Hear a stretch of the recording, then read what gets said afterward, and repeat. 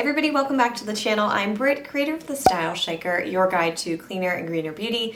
Today I'm back with a review for the Marie Veronique Everyday Coverage Tinted Sunscreen.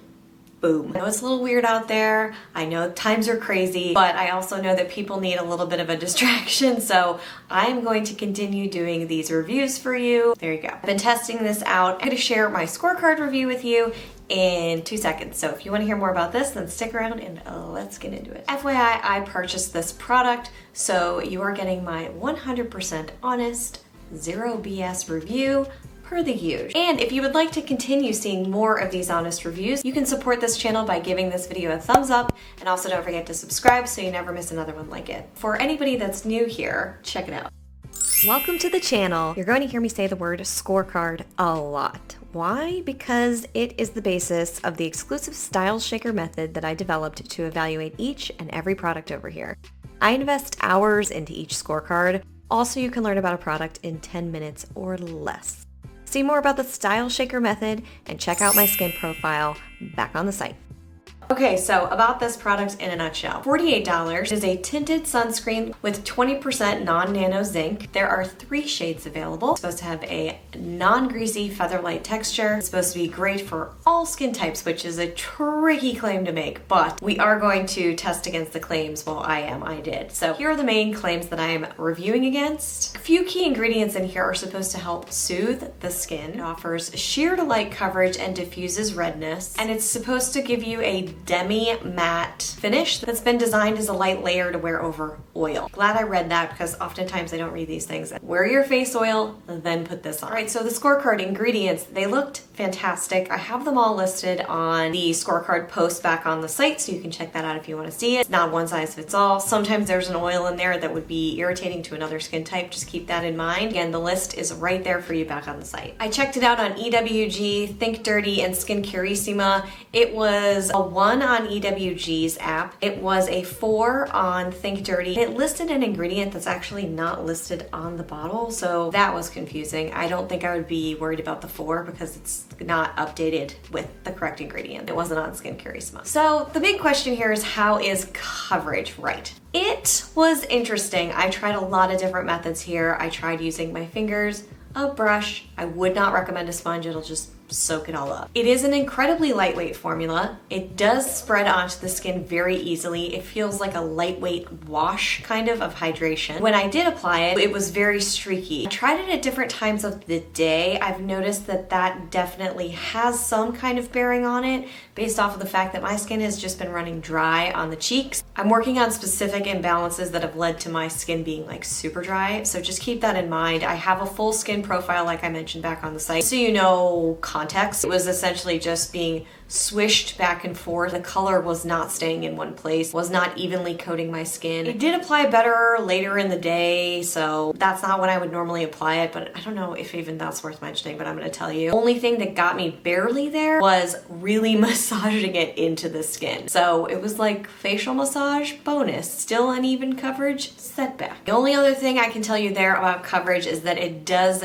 provide a little bit of a glow when you first apply it. I'm gonna talk about lasting and staying power and how that coverage shifted a bit. I thought that was a little strange also because it says it's supposed to provide demi-matte, but I will get to that in a second because things happened throughout the day. What is this? Overall, it got a 2 out of 5 on the scorecard for coverage. Does it blend and build well? As you could probably guess, this wasn't too positive as well. It's not meant to be built upon. It's a tinted moisturizer. I totally get that. I'm not gonna knock off any points there. But in terms of blending, unless I was like full-blown Swedish massaging my face, nothing was working with my skin type. With oil, I tried it without oil. Again, towards the end of the day when my skin's natural oils came out, then it would work, but like, I'm not gonna time my day to apply makeup. Not saying that the brand is asking me to do that, but that's the only thing that worked, kind of. Got a 2 out of 5 on blending. Staying power, like I mentioned earlier, so does it last the full 8 hours? It did actually stay on. I mean, I didn't want to leave it on because it didn't look so great. It stuck around. Okay, the Marie Veronique Tinted Moisturizer. You can still see that there's just coverage. It's a little not as moisturized as I would like. Hello?